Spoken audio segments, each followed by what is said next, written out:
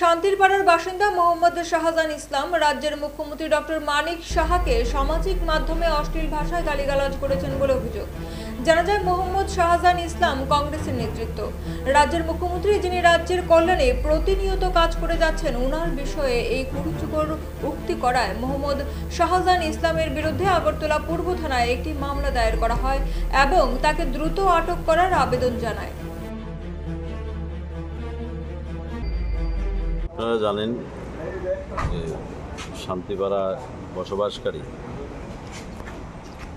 শাহজাহান ইসলাম নামে কংগ্রেসের এক নেতৃত্ব ফেসবুকে একটা লাইভ করে আমাদের রাজ্যের সকলের প্রিয় মুখ্যমন্ত্রী প্রফেসর ডক্টর মানিক সাহাকে যে কদর্য ভাষায় গালিগালাজ করেছে,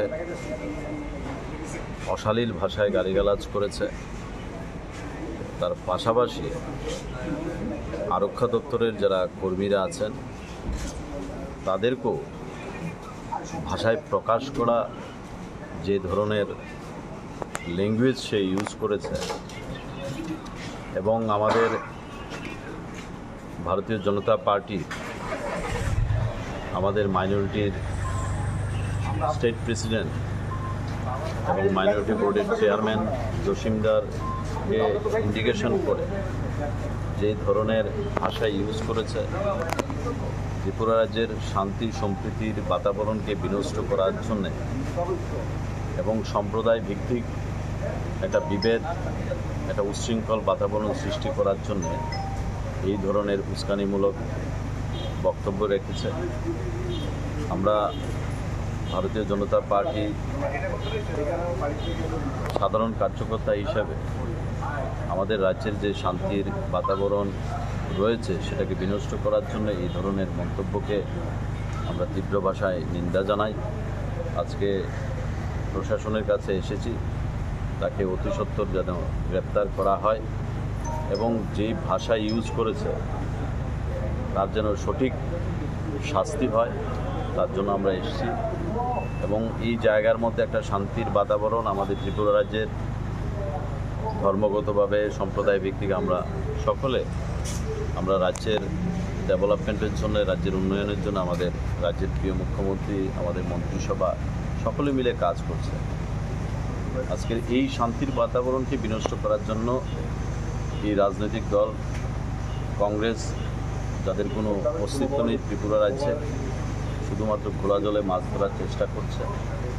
যে আমাদের রাজ্যের মুখ্যমন্ত্রী, যে মুখ্যমন্ত্রীর প্রশংসা ভারতবর্ষের বিভিন্ন জায়গায় হয়, ওনার কাজের প্রশংসা বিভিন্ন জায়গায় হয়, ইন্টেনশনালি এই কাজগুলি করা হচ্ছে। আমরা তার জন্যে প্রশাসনের কাছে দ্বারস্থ হয়েছি, তাকে যেন অতি সত্বর অ্যারেস্ট করা হয়, গ্রেপ্তার করা হয়। কার কার বিরুদ্ধে করা হয়েছে মামলা? শুধু একজনের বিরুদ্ধেই করা হয়েছে যে এই ধরনের উক্তি করেছে, তো তার বিরুদ্ধেই আমরা এফআইআর করতে এখানে এসেছি। আর কিছুক্ষণের মধ্যে আমরা এফআইআর করব এবং তাকে যাতে অতি সত্বর গ্রেপ্তার করা হয়।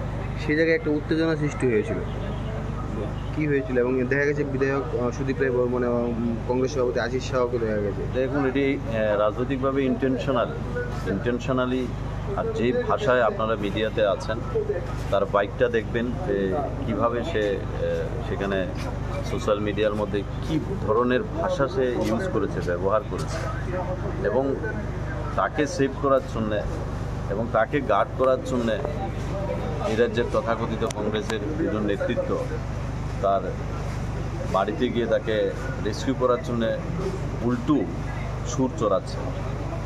রাজ্যের মানুষ সেটা জানে, এই শান্তিপাড়ার মানুষ শান্তিপ্রিয় মানুষ।